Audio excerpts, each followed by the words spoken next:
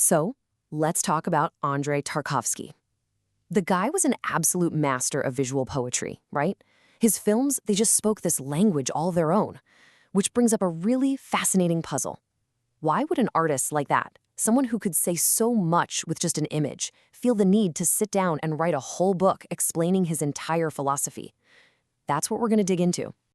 And what's just incredible, really, is that Tarkovsky himself started with that exact same doubt before he even put pen to paper for the book that would basically define his entire theory. This titan of cinema was asking himself, is this even worth it?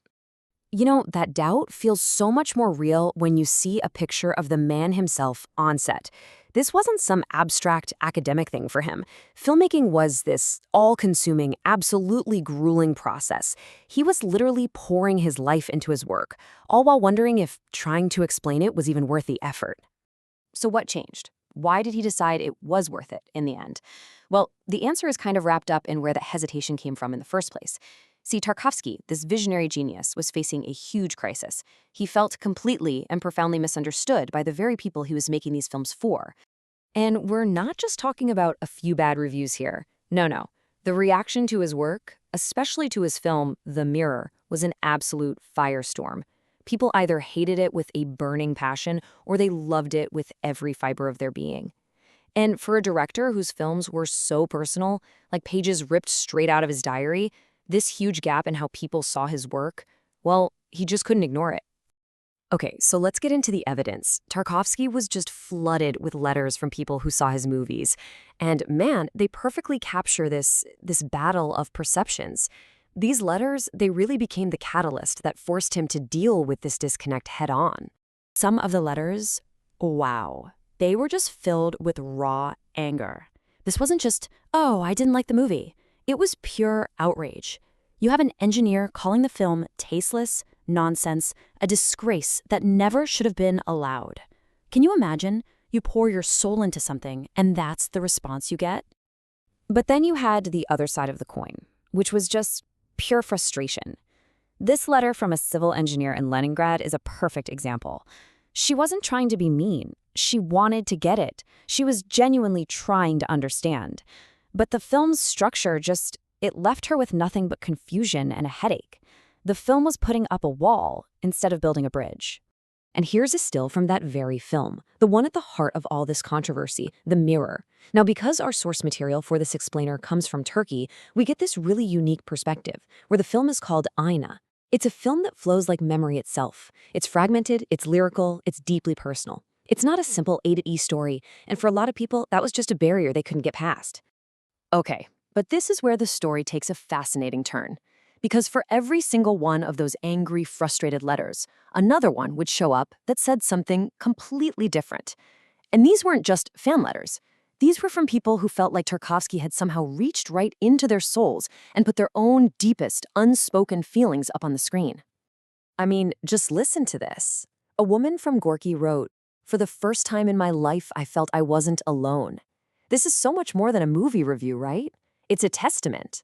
For her, the film wasn't confusing at all. It was a lifeline. It was this profound human experience that made her feel seen. The film had become a companion to her. And then there were others who just got the incredible depth of what he was doing. This quote is from a newspaper at a physics institute, of all places. They looked right past the surface narrative and saw the bigger picture. They understood the film was about legacy, memory, this unbroken chain of human existence. They didn't just get it, they really got it. So picture this. Tarkovsky is facing two completely different audiences, almost living in two different realities. One group sees absolute nonsense. The other sees their own soul reflected back at them. How do you bridge a gap that wide? Well, he realized another film wasn't the answer. He had to use words. And this was his answer. His book, Sculpting in Time. What you're seeing here is the Turkish cover, where it's called Mühürlenmiş Zaman, which beautifully translates to sealed time. This book became his big attempt, his definitive statement, to build that bridge across the chasm. And he had some really clear goals with this book. First off, he needed to lay out and defend his artistic principles, against all those critics. He also wanted to really explore what makes cinema unique as an art form. What can it do that no other medium can? And this is crucial. The book was his way of reaching out to the audience that did get him to sort of validate that shared experience. And finally, it was a personal quest for him, a way to find his own path in what he called the chaos of possibilities of filmmaking. But here's the thing. His solution wasn't just to write a book explaining the plot of The Mirror. No, it was way more radical than that. He was basically proposing a whole new way of watching and understanding movies, a way that goes way beyond traditional storytelling. And he actually found the perfect way to phrase this idea in a letter from a viewer quoting her own daughter. Just think about this for a second. In our daily lives, how many words do we really use? A couple hundred, maybe? And with that tiny toolkit, we try to express the entire ocean of human experience, all our joys, all our sorrows. It's an impossible task, right? And this is Tarkovsky's big idea. This is the absolute key to everything. He argued that cinema has this other language, a direct line of communication that just bypasses our logical brain and speaks straight to our hearts, through feeling, through atmosphere, through the raw power of a single unforgettable image. I mean, look at an image like this one from the film. It's not telling a story in the normal sense. It's not about plot. It's evoking a feeling, a sense of memory, of longing, of a time that's just out of reach. This is what he was talking about. His films weren't meant to be puzzles you solve. They were poetic landscapes you experience and feel. So, where does this leave us? What does all of this mean for the artist's role in the world? For Tarkovsky, this intense back and forth with his audience, the good and the bad, it ended up defining his entire sense of purpose. He was absolutely clear on this. He completely rejected the whole idea of art for art's sake. To him, that was just a dead end. Art couldn't be a monologue that you just shout into the void.